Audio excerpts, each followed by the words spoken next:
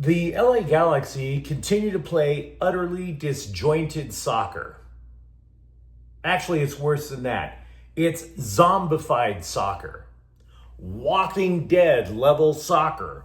And they eventually fell after Brandon Vazquez slid in a goal as Austin FC edged the defending MLS Cup champs 1-0 Saturday morning. Good morning. I'm James of Faithful Angelino Sports with a rapid recap of Galaxy Soccer. And if you enjoy talking about the six-time MLS Cup champions, don't forget to subscribe to the channel. We talk Galaxy Soccer almost every day here, even amidst the worst start in franchise history. It is the worst start in franchise history. It's so bad, we don't even have to go through the history books. It is this bad. 9 matches without a win to start the year in MLS. Now, to be clear, at the beginning of the year, when they stumbled out of the gate, totally fair to look for excuses. It's totally fair then. But right now, 9 matches in, about a quarter of the season done, we can't blame injuries anymore. Not after 9 winless matches. We can't blame the salary cap anymore. Not after 9 winless matches. We have to face reality. And we simply have to say, is this team ever going to be any good in 2025? It's just that simple. The Galaxy continue to face plant on offense. Only one guy out there doesn't look like he's stepping on a rake with every stride down the pitch. Everything, and I mean everything, continues to run solely through Gabriel Peck. And every opponent knows this. They absolutely know this. So they continue to surround the winger and bottle him up and push him around, and that just literally snuffs out any hope that the Galaxy have. Match after match after match. And I realize, hey, Joseph Paintsil missed a good chunk of the year. Only recently did he come back. But by now he's had 3 matches opposite Peck. Something should have opened up the offense by now, wouldn't you say? He should have accomplished something of note. Paintsil hasn't even scored yet.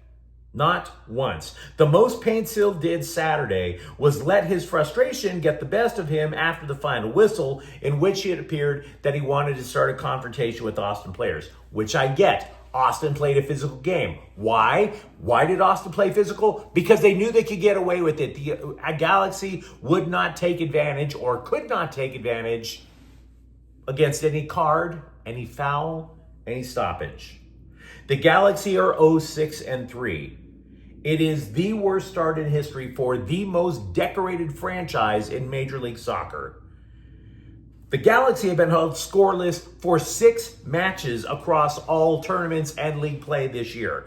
Again, reality always wins. Always. If Montreal wins tonight, the Galaxy are in the lead for the wooden spoon with the worst record in the league. Doesn't necessarily say you fire Greg Vanney. Nope. Doesn't mean you put together a boycott against the front office like a few years ago. What it does mean is results have to come. Tough questions have to be asked. Honest answers have to be given.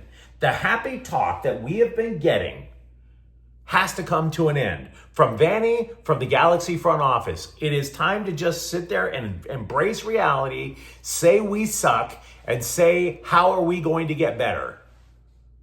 Straight and simple. How boring was this match? It was so boring that the Fox network had no idea that an Austin player was given a red card in stoppage time in the second half. They didn't even notice. Brendan Hines-Ike gets his second yellow. Nobody cared. Why? Because it was a fait accompli that the Galaxy would not be able to take advantage when their season was on the line.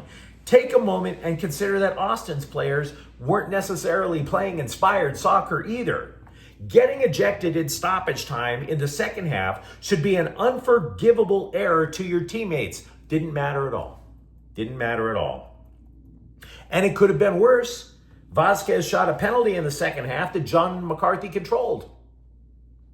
The one ray of light about that snooze fest that we just witnessed is the defense at least looked a lot more competent with the saboteur, formerly known as Zonko, on the sidelines with a red card from last week's match.